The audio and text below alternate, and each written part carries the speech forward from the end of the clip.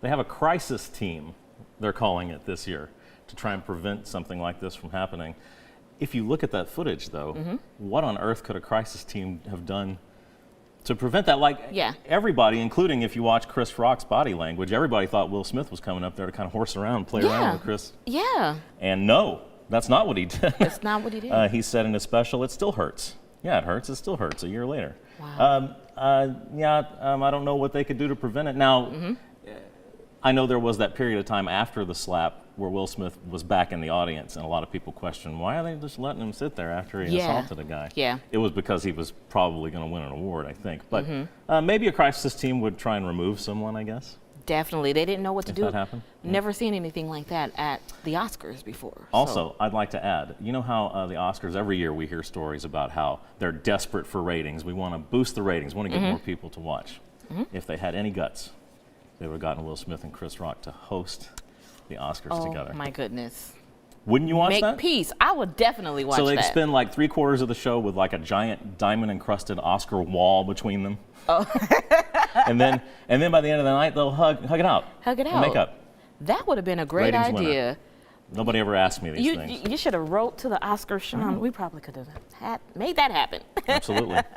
Okay, so, some big movies, are up for awards, some great actors and actresses. So I am, just kind of eager to know what you think on a couple of these. So we're going to start off with Best Supporting Actor. Okay. So we have Brendan Gleeson with The Banshees of Inisherin. We have Brian Tyree Henry, The Causeway. We have Judd Hirsch, The Fabelmans. And then we have Barry Keoghan, The Banshees of Inisherin. And then we have Ke Quan, Everything, Everywhere, All at Once. So one thing you'll hear me say several times this morning is a lot of the fun and surprise of trying to predict the Oscars has disappeared over the years because of all of the award shows leading up to the Oscars. The SAGs, the BAFTAs, the Golden Globes, the Critics' Choice Awards, which I actually vote in sometimes. So by the time we get to the actual Oscars, sometimes something's a foregone conclusion. And this one is an absolute lock for Ke Huy Quan, who has a great, the Oscars love a comeback story. So he was a child actor in the 80s, was Data in The Goonies, was Indiana Jones's best ever sidekick short round. Couldn't get work for a very long time after he grew up, never gave up, finally scored this role, and now he's nominated for an Oscar. Wow, way to go. If you see him, and he's been doing a lot of interviews and press because he keeps just cleaning up throughout award season. He's won so many already. He's a really sweet, genuine guy. He's super grateful for not only the comeback, but I mean, all the attention he's received just for this. Yeah. So I think he's a lock. He's the closest thing to a lock for the night. He's like I said, he's been just steamrolling through award season, picking up every award possible. He's really good in the movie, probably the best thing in the movie. Oh, wow. So that would be my prediction. If, and I think there's a very slim chance, if there was an upset, it would be one of the two guys from the Banshees of Inisherin. Okay. Well, you know what? Well, good luck to them all. Right. It's an honor to be nominated anyway. Yeah, this is the best. This is the best 5 performances out of 500. Yeah. We've already won, sort of. Yes. Yeah. Great. Yeah. Okay, well, let's go on to Best Supporting Actress. Okay. We have Angela Bassett in The Black Panther, Wakanda Forever. We have Hong Chow, The Whale. Carrie Condon in The Banshees of Inisherin. Jamie Lee Curtis, Everything, Everywhere, All at Once. And Stephanie Hsu, Everything, Everywhere, All at Once. Wow, 2 from the same movie. 2 from the same movie, and that's usually a problem because they tend to split the votes between. Doesn't make any sense. Oscars are weird. So this one's not as sure of a thing as the last one we talked about, but Angela Bassett for Wakanda Forever I think has the best chance. Probably, she's not in the movie much. That doesn't necessarily work against you. People have won Oscars for being in a movie for 7 or 8 minutes before. But she's a legend who has been awesome for decades. Everybody within the industry feels the same way, so they're going to want to honor her. This is kind of a career Oscar. This is, you're great in Wakanda Forever, but you've been great forever, and this is for your entire career. Okay. Gotcha. If there was an upset here, Jamie Lee Curtis, another a beloved vet in the industry, and Carrie Condon for the Banshees of Inisherin, who's also very good. But I'm feeling Angela Bassett for now. Angela Bassett. I could change my mind by Sunday. Okay, well, listen, we will be watching to see. Okay, well, going next, we have Best Actor. This is a big one. We have Austin Butler in Elvis. We have Colin Farrell, the Banshees of Inisherin. Brendan Fraser in The Well, and Paul Mescal, Aftersun. Bill Nye, yes. Bill Like the science guy, but a British guy. Yeah. Bill Nye in The Living. So, you can guess these guys on the screen. Who would you say? Brendan Fraser.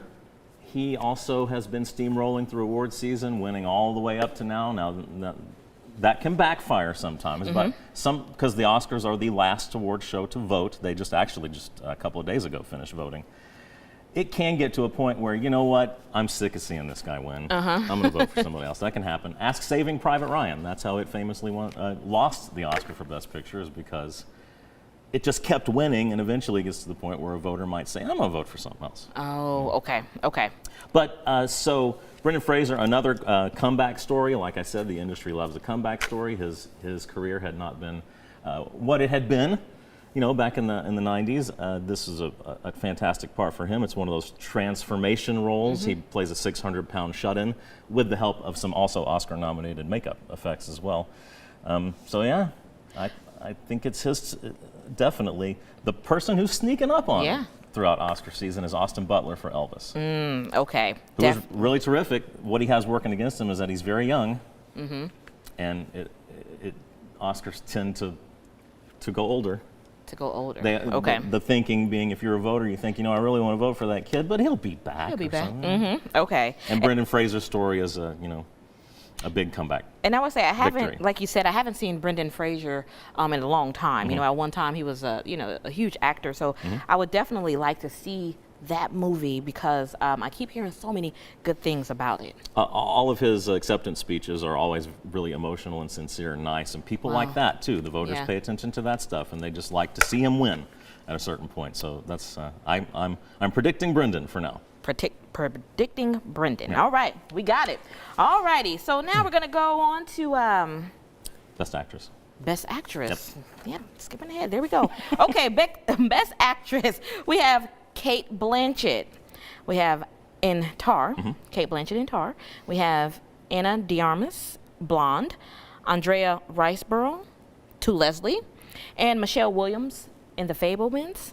And Michelle Yeoh, Everything, Everywhere, All at Once. What's your prediction? I think it's Cate Blanchett. Okay. Who again has the momentum throughout award season right now.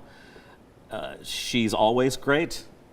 What she has working against her is that she's already won 2 Oscars. Wow. That's never stopped the Oscars before from rewarding someone, but. I'm hearing a lot of buzz for Michelle Yeoh just these last few weeks as we get closer and closer to the awards. Also, funny thing, Cate Blanchett, when she's been winning some of these awards the last few months, has alluded to the idea that, really, you guys are giving this to me again? This is getting embarrassing. So there's the sense out there that, maybe she's not as into this. She's already won a bunch of times. So if we're going to award someone else, I think it's going to be Michelle Yeoh. Okay. I'm saying Cate Blanchett for now. By Sunday, I may change my mind to Michelle Yeoh. Yeah, what would it be like to be like, oh, give it to someone else? Wow. Yeah. To get that big in Hollywood, right. It must be nice. Shout out to Danielle Deadwyler, who absolutely should have been nominated for Till. There was a little controversy about Andrea Riseborough being nominated for To Leslie. I don't know if you heard about any of that, but she kind of came out of nowhere. It was a small indie movie. They didn't have the budget of some of these big studios to mount this big, expensive Oscar campaign, which is what these studios do for some of these other folks.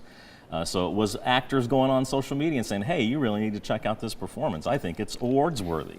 And some people cried foul. They weren't doing anything any different than the big studios do with millions of dollars at their disposal, so nothing wrong with that. If Danielle Deadwyler missed out I don't even know that I'd trade her for Andrea Riseborough. Maybe Michelle Williams, because she technically belongs in supporting actress. For some weird reason as an actress. Anyway. Wow. Okay. Shawn knows just about everything. We need to have you at the Oscars, Shawn. No, I don't know about that. Okay, well, moving on now to Best Picture. All right, so we have All Quiet on the Western Front, Avatar, The Way of Water, The Banshees of Inisherin, Elvis, Everything Everywhere All at Once, The Fablemans, Tar, Top Gun Maverick, Triangle of Sadness, and Women Talking. What's your pick? So, and congratulations on Inisherin. It took me forever to see you said it right every time. It took me a while to get it right. Everything Everywhere All at Once. I don't agree with this personally because I didn't love that movie like everyone else seems to. I liked it. Okay. I saw it back last spring, and it never once occurred to me that I'd be talking about it at Oscar season, much less to win Best Picture. But it is the movie with all of the buzz and the momentum right now to win this thing. Earlier in the season, we felt like it'd be that Spielberg movie, The Fablemans, but people just kind of stopped talking about it.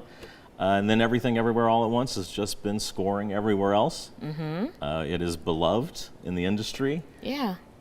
I think it has the best chances right now. Like I said, I won't be crazy about it, but do you know my favorite, actually, one of my favorite movies of the year is Top Gun Maverick. Okay. Okay? At one point, you would say, Top Gun Maverick doesn't have a chance. It's a big crowd pleaser. It's a blockbuster. Those kind of movies don't win Oscars, but that's not true because Titanic and Lord of the Rings and Forrest Gump, those movies all have won Best Picture. I don't see why not. It doesn't really have much of a chance anymore, but it wouldn't be that crazy. Yeah, you never know which way these things can go. It was easily the most satisfying movie experience of the year. People in the industry love it because it kind of helped save the theatrical business because we knew people would come out for superhero movies from the pandemic. We didn't know if adults over 40 would come out for anything. And they did in a huge way for Top Gun Maverick. So that movie gets a lot of credit for helping save the movie business in a way. So people would want to reward it for that. So if by chance Everything Everywhere All at Once didn't win, I think it might be Top Gun Maverick. Could be All Quiet on the Western Front. People seem to really, really like that. That is a Netflix, in America, it's a Netflix movie. Okay. A very brutal war movie. Not a fun time, but a very good movie. Yeah. I don't think anything else there stands much of a chance. Yeah. Okay. All right. Well, there you have it. We have one more here. We have. Oh, Best Director. That goes along with Best Picture. Those guys who directed Everything Everywhere All at Once. Two guys named Daniel. They refer to them as the Daniels. The Daniels. Okay. I think they'll win. Maybe Steven Spielberg could sneak in there because he's a sentimental favorite, but at this point, it seems like that Everything Everywhere movie just has it. Just has it. Yeah. Okay. Awesome. Awesome. Well, you know what? It was great talking to you, Shawn. Our movie expert, I like to say, here at Channel 6. But yeah, we'll be watching the Oscars to see who takes home that the Golden Man. Is that what they call it? Okay, well, thank you so much for joining us on this 6 News Oscars special. You can be sure to see who wins at the Oscars this Sunday at 7 p.m. Then be sure to stick around for 6 News Weekend Edition with Bailey Bates at 10. That's all we got. See you at the Oscars.